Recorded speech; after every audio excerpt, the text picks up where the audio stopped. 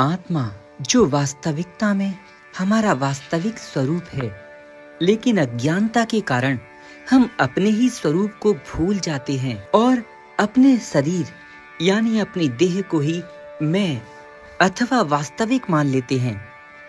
ब्रह्मर्षि श्री देवराय बाबा सरकार कहते हैं, बच्चा, आत्मचिंतन और आत्म संयम से चित्त में उदारता, सहिष्णुता, क्षमा, दया, पर दुख कातरता आदि गुणों का उदय हो जाता है और धीरे धीरे निज पर का भेद समाप्त हो जाता है।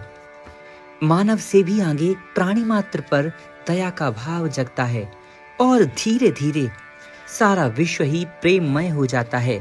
इसी स्थिति के कारण योगी लोग सारी सृष्टि को ही अपना घर समझते हैं, अपना परिवार। वो सिर्फ एक देश, एक जाति तक ही सीमित नहीं रहते। वहीं साधारण मनुष्य सिर्फ मैं, मेरा घर, मेरी पत्नी, मेरे बच्चे, मेरा धन, मेरा शरीर, मैं और मेरे के चक्कर में सारा नष्ट कर लेता है। ऐसे व्यक्ति का विकास नहीं हो पाता, रुक जाता है।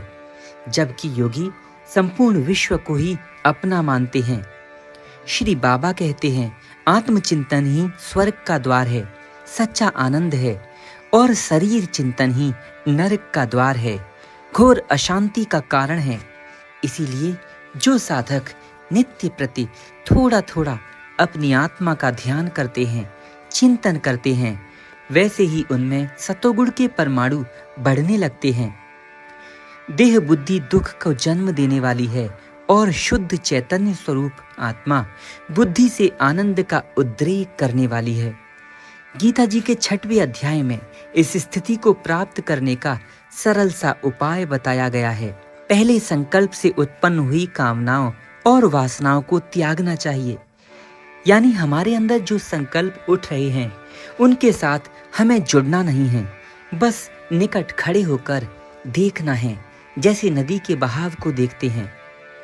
अर्थात किसी वासना में संकल्प मत करो, उसे अपना मत मानो, किसी विचार को अपने से मत जोड़ो। अभ्यास से धीरे धीरे इंद्रियों पर नियंत्रण हो जाएगा और सारा व्यापार वृत्तियों से चलने लगेगा।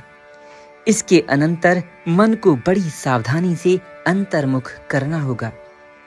मन बड़ा चंचल होता है, इसीलिए वह विषयों की ओर दौड़ता है। जो दिखाई देता है, जो सुनाई देता है, बस वह उसी को सत्य मान लेता है। उसे किसी केंद्र पर स्थित करना होगा और फिर धीरे धीरे उसे आत्मचिंतन में लगाना होगा। इस अभ्यास के सात्विक वृत्तियां जगने लगती हैं और सारा प्रपंच एक एक सत्ता में दिखने लगता है। विज्ञान आज इसी प्रयत्न में लगा है, परंतु वह मूल से अर्थात मूल चेतना तत्व से विच्छिन्न है।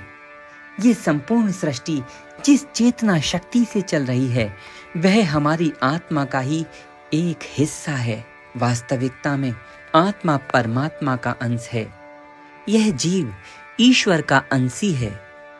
परमात्मा जो परम स्वतंत्र हैं और संपूर्ण सृष्टि के नियामक हैं, उन्हीं से ये सारा चर और अचर जगत चल रहा है। हमारी आत्मा उन्हीं शुद्ध सच्चिदानंद ईश्वर का एक अंश है और इसी कारण सारी ऊर्जाओं का केंद्र भी है। जो व्यक्ति अपनी आत्मा का ध्यान करता है, चिंतन करता है, उसकी शक्तियां स्वतः जागृत होने लगती हैं। शांति, स्थिरता ये आत्मा का सहज स्वभाव है और यही स्वभाव ध्यान करने से उस व्यक्ति के अंदर भी आने लगता है।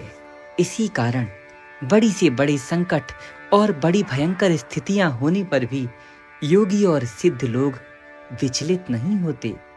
जहां एक सामान्य मनुष्य का धीरज छूट जाता है और वो शरीर तक को नष्ट कर लेता है, वहीं बड़े से बड़े दुख के आने पर भी भक्त, ऋषि मुनि और योगियों का चित्त चलायमान नहीं होता, क्योंकि उन्हें पता है यहाँ आत्मा की सेवा कुछ भी स्थायी नहीं है। भगवान की कथाओं को सुनने के लिए चैनल को सब्सक्राइब कर लीजिए और ऐसे जो भी वीडियो आपको प्राप्त हों उनका थोड़ा मनन करिए, उन पर चिंतन करिए, ताकि आपके अंदर भी वैसी ही ऊर्जा बढ़ने लगे।